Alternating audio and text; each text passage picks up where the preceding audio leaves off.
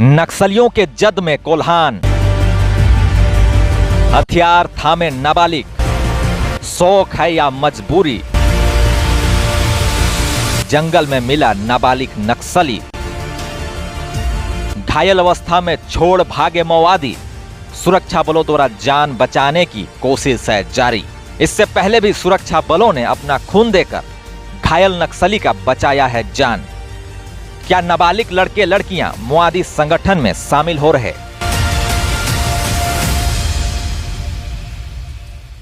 नमस्कार, आप देख रहे हैं न्यूज आपका। कोल्हान के घनघोर जंगलों में सर्च ऑपरेशन काफी तेज हो गया है। भारी संख्या में सुरक्षा बलों के जवान माओवादियों के ठिकानों पर धावा बोलना शुरू कर दिया है। इसी क्रम में 11 अक्टूबर और 12 अक्टूबर को सुरक्षा बलों को सर्च ऑपरेशन के दौरान जंगलों में माओवादियों की गतिविधियों की जानकारी मिलती है। उसके बाद सुरक्षा बलों के जवानों के द्वारा फायर करना शुरू कर दिया जाता है।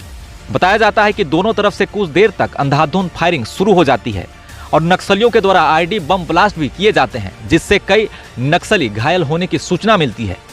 जिसके बाद उसी जंगल में काफी अंदरूनी हिस्सों में सर्च अभियान चलाया जाता है। उसी वक्त घनघोर जंगल के अंदर एक बेसुध जमीन पर पड़ा हुआ घायल नाबालिग नक्सली सुरक्षा बलों को दिखाई देता है। सुरक्षा बलों ने बताया कि घायल अवस्था में उस नक्सली को उसके साथी छोड़कर चले गए। जिसके बाद सुरक्षा बलों द्वारा हुस्पी के जंगल में 5 किलोमीटर कंधे में ढोकर उस घायल नक्सली का रेस्क्यू किया गया। फिर सुरक्षा बलों द्वारा कैंप में लाकर उसका प्राथमिक उपचार किया जाता है, मगर उसकी स्थिति काफी गंभीर हो जाती है। इसलिए उस नाबालिग माओवादी को चोपर द्वारा इलाज के लिए रांची लाया जाता है। बताया जा रहा है कि घायल नाबालिग माओवादी का नाम डांगुर भेंगरा है, जो कि हुस्पी गांव के ही रहने वाला है। उसके पिता का नाम जाड़िया बताया जा रहा है। कोल्हान के जंगलों में यह दूसरा मामला है जब किसी घायल नाबालिग नक्सली का रेस्क्यू कर जान बचाया जा रहा है। इससे पहले 14 फरवरी 2019 को गोलकेरा थाना क्षेत्र के जंगलों में कांडे के दस्ते के साथ पुलिस की एक भीषण मुठभेड़ हुई थी, जिसमें सुरक्षा बलों को नुकसान पहुंचाने के लिए आईडी बम ब्लास्ट भी किए गए थे और माओवादियों की तरफ से अंधाधुंध फायरिंग शुरू कर दी गई थी।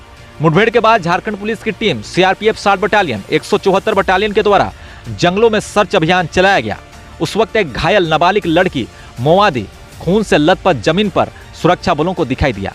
उसके बाएं पैर में गोली लग चुकी थी। खून का रिसाव काफी ज्यादा हो चुका था। जिसके बाद सुरक्षा बलों के जवानों ने उसे जंगलों से रेस्क्यू करते हुए सोनुआ अस्पताल में प्राथमिक उपचार के लिए लाया गया। फिर उसे वहां से सदर अस्पताल चाईबासा लाया गया, मगर उसकी स्थिति काफी गंभीर थी, इसलिए उसे एमजीएम अस्पताल बेहतर उपचार के लिए भेज दिया गया। उस वक्त उस घायल नक्सली को बचाने के लिए 3 सीआरपीएफ जवानों के द्वारा ब्लड डोनेट किया गया था, तब जाकर उस नक्सली की जान बच पाई थी। आपको जानकर हैरानी होगी कि उस वक्त भी घायल नक्सली, जिसका नाम ननकी था, वो एक नाबालिग लड़की थी जो माओवादियों के संगठन में शामिल थी। चूंकि माओवादियों के दस्तावेज और उनके नियमों के अनुसार नाबालिग लड़के लड़कियों को माओवाद संगठन में शामिल करने का जिक्र नहीं मिलता है, मगर आखिर कौन से कारण है कि नाबालिग लड़की और लड़कों ने अपने हाथों में अब बंदूक थामना शुरू कर दिया है? आखिर हाथों में बंदूक थामना मजबूरी है या शौक? ये बड़ा सवाल है, क्योंकि माओवाद संगठन के एक दस्तावेज के अनुसार उनके पार्टी में किन्हें सदस्यता दी जाती है उसकी जानकारी दी हुई है। उसमें लिखा है कि अलग अलग संगठनों और फौजी ढांचों में कम से कम 6 महीनों के जनता के लिए निस्वार्थ भाव से काम कर चुके मजदूर वर्ग, भूमिहीन गरीब किसान वर्ग से आए कार्यकर्ताओं को निर्धारित उम्मीदवारी अवधि पूरी करने से कम 2 सदस्यों की सिफारिश से इसमें सदस्यता दी जा सकती है। क्या माओवादियों के कार्यशैली में परिवर्तन हो चुका है? क्या माओवाद संगठन में गांव के लोगों को शामिल किया जा रहा है? क्या माओवाद संगठन में नाबालिगों को शामिल किया जा रहा है? क्योंकि हर बार नाबालिग नक्सली पकड़े जाते हैं और चौंकाने वाले खुलासे भी करते हैं। 2013 में जागरण अखबार में एक खबर छपी थी, जिसमें लिखा था कि लातेहार क्षेत्र में नाबालिग लड़कियों को ले जा रहे हैं माओवादी, और इसी तरह के कई खबरें समय समय पर सामने भी आती रहती है।